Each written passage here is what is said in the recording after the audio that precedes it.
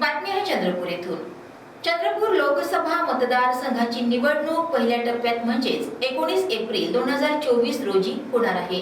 या निवडणुकीत 15 उमेदवार रिंगणात आहेत। मतदानासाठी आता केवळ 6 दिवस शिल्लक आहेत। प्रचाराची रणधुमाळी सुरू झाली आहे। चंद्रपूर लोकसभा क्षेत्राचे भाजपाचे उमेदवार सुधीर मुनगंटीवार आणि काँग्रेसच्या उमेदवार प्रतिभा धानोरकर यांच्यात थेट लढत होण्याची शक्यता आहे। जसजशी निवडणूक जवळ येत आहे तसतसा प्रचाराला वेग येत आहे। दुर्गापूर येथील मतदारांच्या मनात काय आहे या संदर्भात लाईव्ह चंद्रपूरच्या टीमने जाणून घेतल्या काही प्रतिक्रिया पाहूयात।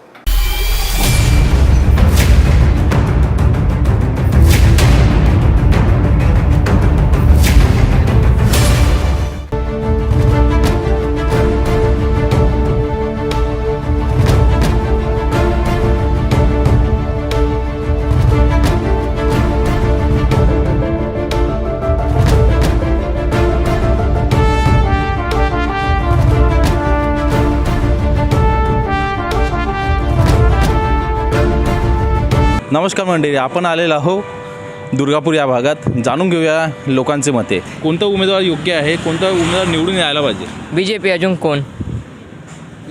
बीजेपीच का बरं? बीजेपी भाऊ हे रोड नाही का आजपर्यंत होता नाही। जेव्हापासून बीजेपी आला तेव्हापासून रोड बनणं चालू झाला। कंट्रोल सबले फ्री भेटत आहे। 2 वर्ष झाले जेव्हापासून लॉकडाऊन लागला। अजून नाही का लाईट सेवा सगळं ठीकच आहे। कौन सा उम्मीदवार आपको लगता है कि चुन के आना चाहिए? मेरे को ऐसा लगता है कि बीजेपी आना चाहिए। यामध्ये आता दोघं जणांच्या वाटत आहे। आता दोघा जणांमध्ये टफ फाईट होऊ शकते। कोण दोघे? आता काही लोक म्हणते बीजेपी येणार आहे, काही म्हणते काँग्रेसवाले येणार आहे। तुमचा सहमत काय आहे? आता आमच्या समोर तर कोणी येऊ पण गावचा विकास झाला पाहिजे। तरी कोण करेल गावचा विकास? आता आजपर्यंत तो दुर्गापूरचा विकास सुधीर भाऊ मुनगंटीवारच करत आहेत आपल्या दुर्गापूर भागमध्ये। अच्छा, हां समोर हां आता काय समोर बदल पाहिजे की आता लोक आता बदल बी होऊ शकते, नाही बी होऊ शकत। त्याच्यामुळे काय तुम्हाला काय आपल्याला वाटते? बदल हवा आहे की नो? हा बदल तर होच असं वाटत आहे। व्हायलाच पाहिजे। आपल्याला कोणता उमेदवार योग्य मैं वाटतो? चॉइस करता हूँ बीजेपी। मोदी सरकार आना चाहिए, मोदी सरकार ही क्यों? क्योंकि मोदी सरकार जो काम करता है दूसरा सरकार कोई काम नहीं करता मेरा हिसाब से।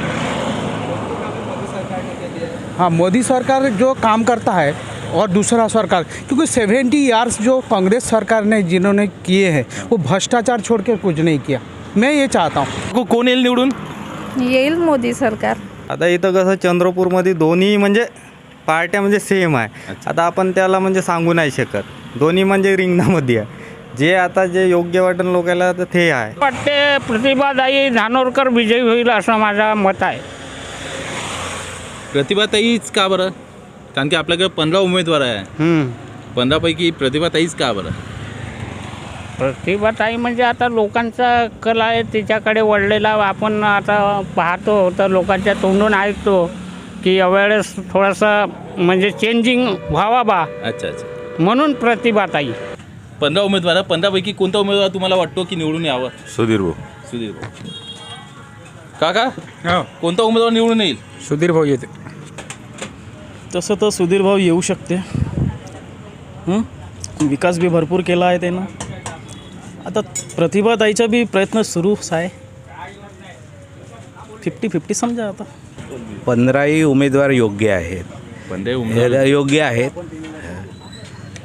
15 पैकी काही नाव सांगू शकता का? नाव तर सांगू नाही शकत, हे आम्ही ठरविल का वोटिंग कोणाला द्यायचं आहे। बरोबर आहे। हां, 15 उमेदवार कोणते कोणते ते माहिती आहे का बा? उमेदवार तर माहीत नाही आहे। अच्छा, हां, आता उमेदवार लोक आमच्या घरपर्यंत पोहोचले नाहीत। आमची इच्छा आहे का उमेदवार आमच्या घरपर्यंत आले पाहिजे आणि आमच्या समस्या आहे ते आम्ही त्यांना सांगितल्या पाहिजे। कोणत्या उमेदवार राहता आपण?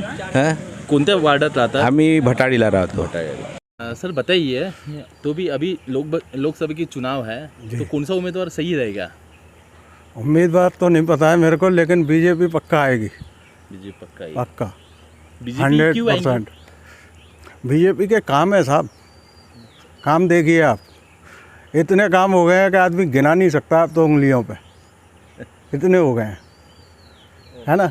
उमेदवार तुम्हाला योग्य वाटतोय? मला राजेश बेले योग्य वाटते। राजेश बेले। काकू कोण येईल निवडून? धानावर करता येतील असं वाटतं मला. कोणता उमेदवार कोणते कामं करते नाही करते हे कशावरून सिद्ध करायचा. हा, बरोबर आहे. पण जे आहे आपला याच्यामध्ये आपल्या क्षेत्रामध्ये मोडली जो गाव आहे हां हां याचा विकास करताना किंवा होताना आपल्याला कुठेतरी दिसून येत आहे. तर कुठेतरी विकास होत आहे का? आता मुनगंटीवार साहेबांनी केला थोडासा विकास मोरली गावाचा. अच्छा, तर तुमचं मत ह्यावेळी कोणाला राहील? आता पाहू वेळेवर आपला कमळ.